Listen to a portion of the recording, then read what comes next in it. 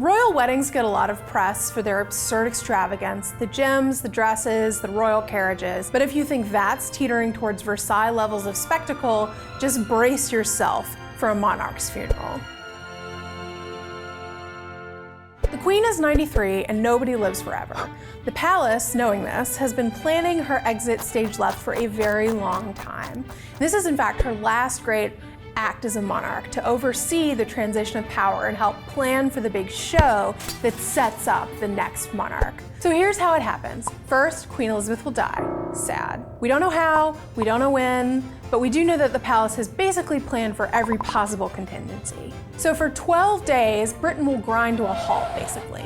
They have to do this whole funeral, national mourning period, and making of a new king. This all leads up to a coronation for Charles, potentially months later. The funeral itself will be a huge national holiday when the banks, places of work, and the stock market will be closed. It'll likely cost the British economy billions in lost earnings. So the flow of information here is very regimented and has long since been planned out in great detail. There's a very specific official order to this. Presumably at some point they will find time to tell the family too. So the official chain of information begins with the Queen's private secretary, who calls the Prime Minister and tells the Prime Minister London Bridge is down, which is the code they're supposedly going to use. The Foreign Office then calls the 15 countries where she's still head of state, and they also alert the press. At this point, the news will immediately disseminate through the media. The Royal Standard will appear on television screens across the country, bells will toll, flags will drop to half-mast all over the country and its territories. A note will also be pinned to the gates of Buckingham Palace with more information, which presumably no one will need, but I guess they like the tradition. This brings us to the planned 12-day national mourning period, which is basically 2 weeks of elaborate public ritual. The day after her death, Charles will be named King of England and he'll have a public swearing in, which is not the same thing as a coronation, which will happen many months later, most likely. Both houses of Parliament will gather to express their condolences, and then we get into the actual funeral, which will be highly, highly choreographed. So there'll be a family vigil at the coffin on the eve of the funeral. There'll be a military parade from Buckingham Palace to Westminster Hall.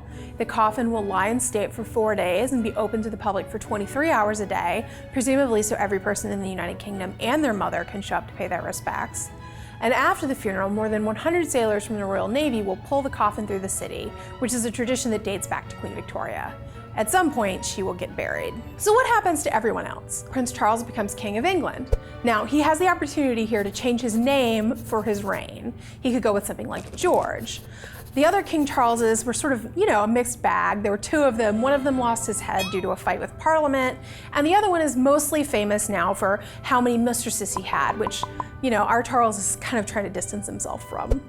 In terms of what this actually changes for the rest of Great Britain, they have to do crazy things like change the money, the stamps, the anthem, which will no longer be God Save the Queen, it'll be God Save the King. Everybody has to relearn the words. After much debate, Camilla is in fact expected to be named Queen Consort by Charles.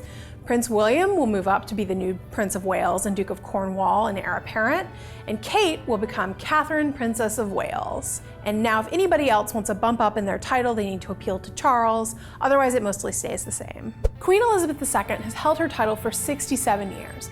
That makes her the longest reigning monarch in British history. And her death isn't just the death of an individual woman, it's the end of an era of British national identity and the loss of a living link to what's considered to be underdog wartime Britain. And so Queen Elizabeth's death really leads the monarchy into an uncertain future. We just don't know what's going to happen under King Charles or whatever he decides to name himself.